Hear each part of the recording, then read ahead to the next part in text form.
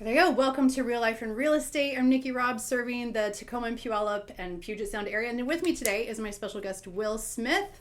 You might know him as that VA loan guy. Hey. And as you can tell, this is a different Will Smith than probably who you're thinking of. And you probably run into that all the time. I always tell people, like, I've got big ears and I'm full of personality, and Yes, I will you put my are. hands on you for the right reason. But other than that, Other than that, we're all good. yes, absolutely. Yes. All right. Well, I asked Will to come in today because he's a VA loan specialist. And even though lots of loan officers can do a VA loan, there's nothing like working with a specialist when that's really going to serve you the best. So would you tell us how you got into lending, some of your background, and why this is a good fit for you? Yeah, absolutely. So, originally from Ohio, joined the military out of high school because there wasn't much to do there in Ohio. I did my 12 years in the Army, got out in 2016, and due to my skill set working in the communications realm in the Army, that landed me a job somehow working in automations engineering. And I did that for about 7 years. And a big part of the reason why I got out of the military was to spend more time with my family. I'm married, I got a wife and 4 kids. And being in the military, I spent a lot of time away from my family. So here I am in a position where I'm no longer in the Army. I'm in control of my own destiny, or so I thought. And then I'm working in construction where I'm gone 10 to 12 hours a day. Oh, yeah. And, by the time I get home, I'm exhausted. The kids are already ready to go into bed. It almost seemed worse than the time I had to spend with them while I was in the military. At least that was predictable. Here, I'd be in, Shelton one day and then Bellevue the next, or even beyond. So, And really, you're only seeing your kids when they're cranky.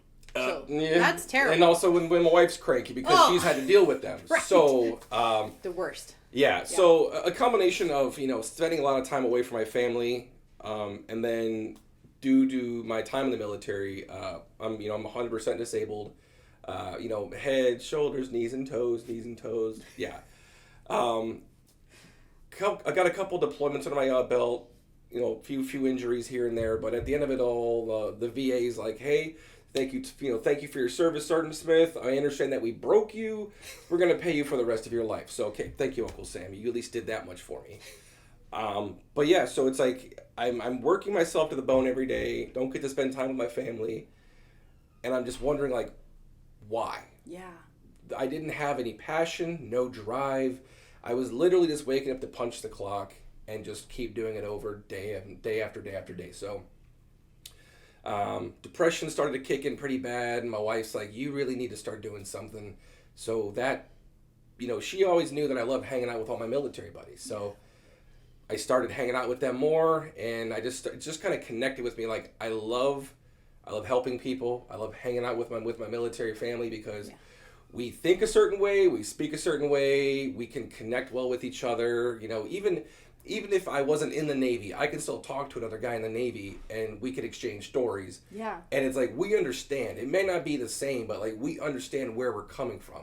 Because I'm married into a Navy family. My father-in-law and brother-in-law are both submariners. And it's like, I've never been in a submarine. The only boat I go on is to go fishing on. But yet we can conversate and, we can understand what we're talking about. So basically, it all came to a culmination of, helping people. Yeah. Being with other veterans. So it's like, I want to be in control of my own schedule. All these things are like, you need to go into real estate or go into, the mortgage industry. So here I am, been doing this for, 2 years now. Love it. 100% of my loans have been VA loans.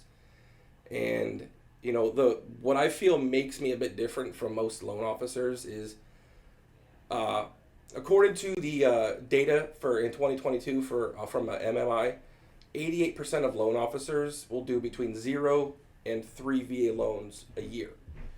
That low? That low. If you don't practice if you're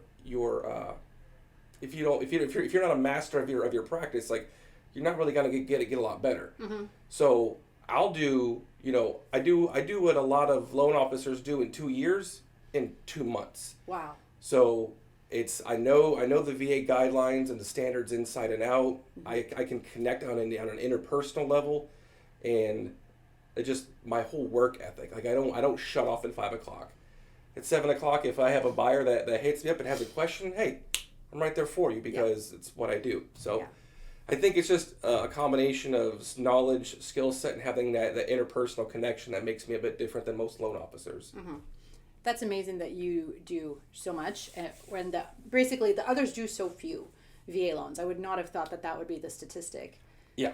Wow. But I've never had a VA buyer, but I've had lots of FHA buyers. So FHA conventional. I mean, we're in a very heavy military area. Yes, we are. But that doesn't mean everybody wants to buy a home. Yeah.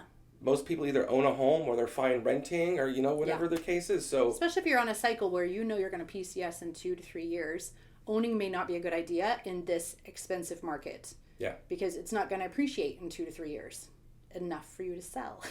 And yeah. Yeah. Right? So that's why they should talk to a specialist. Like, well, what does it look like? What would you suggest? All the questions, they should come to you or to a local professional that says, whoa, here's what we're seeing in this market at this price range, because it's different. Yeah, and honestly, what a lot of people do, especially on the active duty side, is they'll buy a home on their first duty station. They'll PCS, they'll go somewhere else. They'll keep their current home, rent it out, buy at their next duty station. They'll do that, multiple times. Multiple times, and then by the end of their 20-year tour, they're going to be collecting their pension. They've got multiple investment properties, and it's just like 2/3 of the nation's wealth is tied up in real estate. Just not many people know that. So let's say that louder for people. Yeah, say it louder for all the people in the back. Right. So what an incredible opportunity then, if they did have even just 5 properties from 5 places, then it would be a good idea to get their holistic picture from all those different markets from someone like you who would have fingers in all those different markets. Yeah. And then help them strategize about what's the best way to move forward. Yeah. And I'm not, some people are just order takers. Somebody says, I want to buy a home. Great. Here, fill out an application. Yeah. I'm like, all right, let's sit down, me, you, your spouse, if you have, them involved. Yeah. Let's talk about where you are. Yeah. Let's talk about where you want to be and start building a roadmap, because there's no one size fits all mortgage. Yes. Everybody's got a different financial picture and plan. And it's a matter of tailoring what's going to work best for them.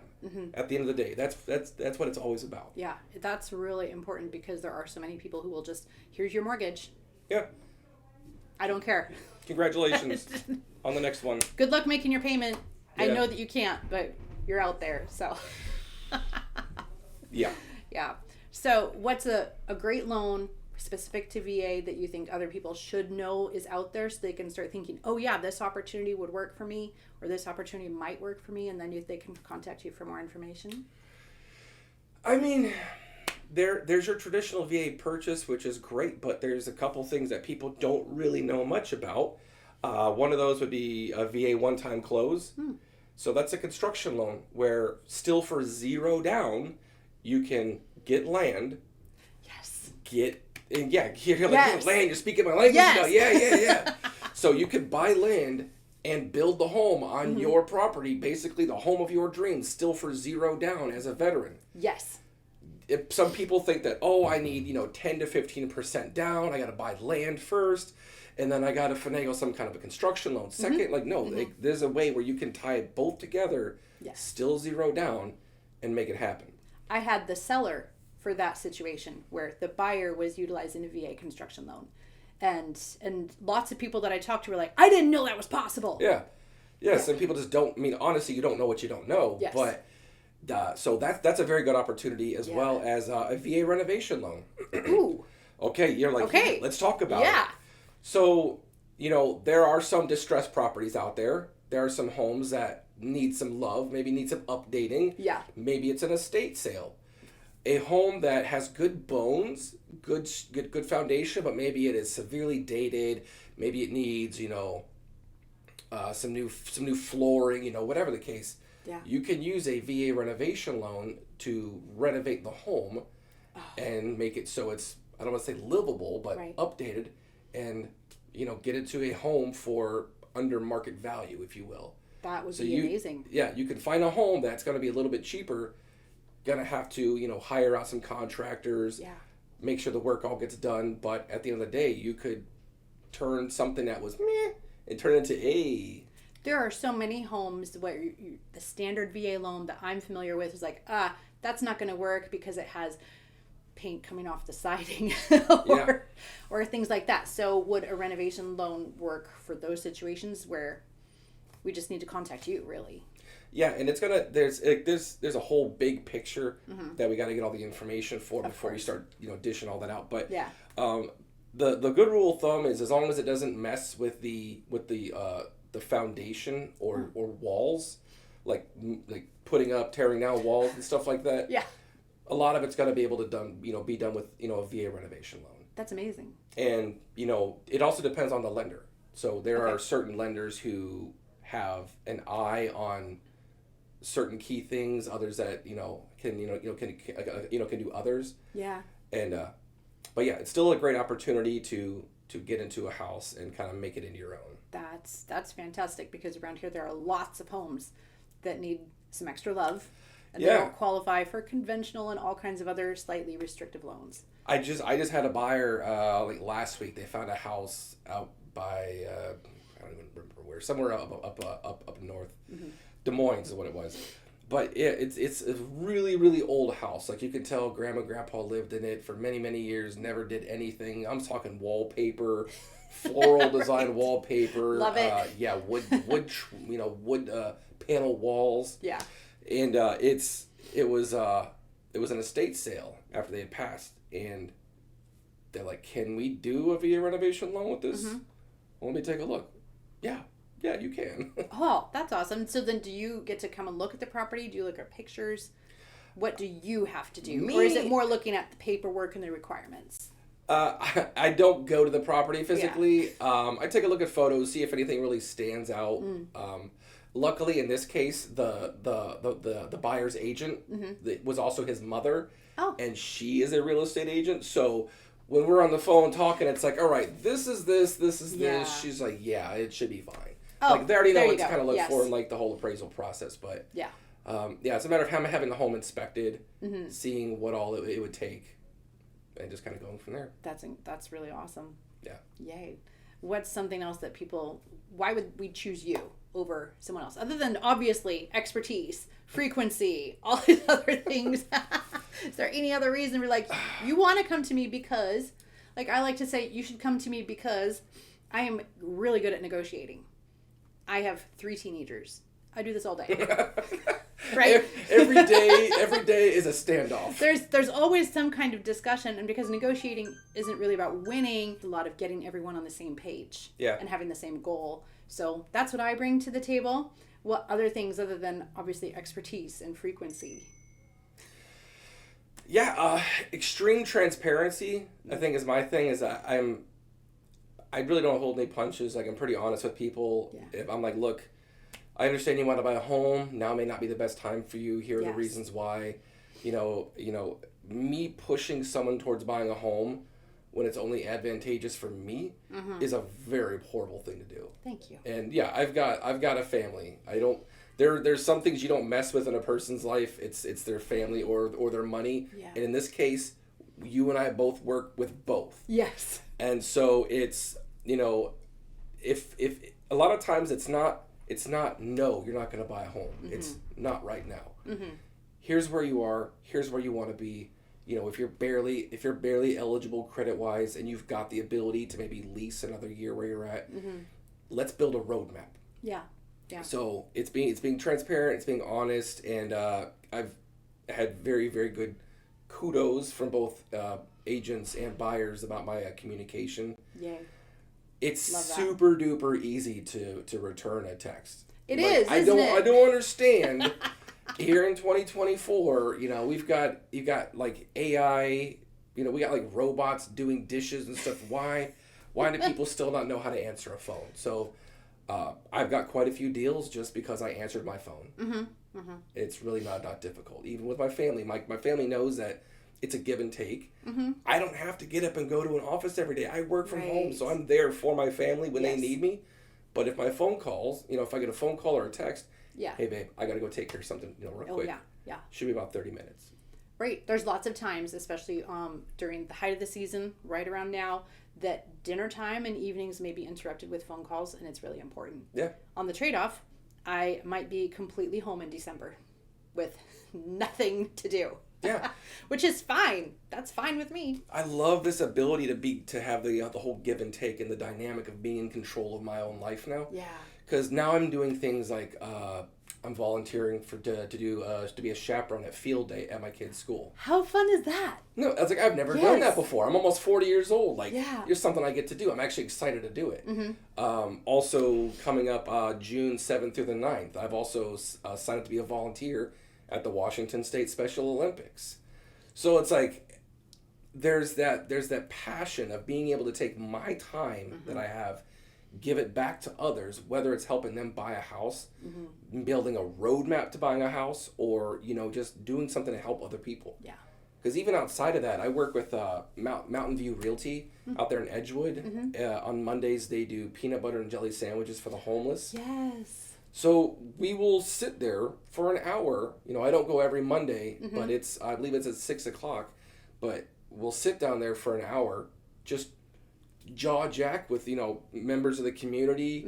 Last time I went there, I was hanging out at the table with veterans roofing services. Oh, isn't he great? Yeah, He's so fun. Yeah, and I'm just like, he's also a veteran, I'm a veteran. We're sitting there just slacking, whipping up some peanut butter and jelly sandwiches, talking about the heydays.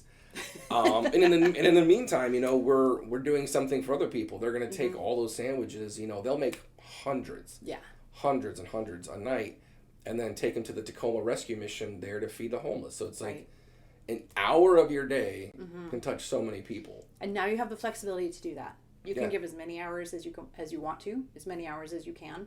And then as the family grows and changes, and like, oh, whoa, making shifts here, making shifts there. It's awesome. Yeah, being able to roll with the punches. I mean, life's still going to hand you lemons, but yeah, you actually get to choose what you do with them. A lot of the time, yeah. Yeah, Most that's of the time. great.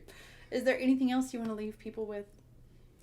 I mean, honestly, at the end of the day, buying is not always for everybody. Sometimes renting is the best situation, but it's a matter of having the conversation. There's a lot of misconceptions that push people away from wanting to buy a home simply because they don't know.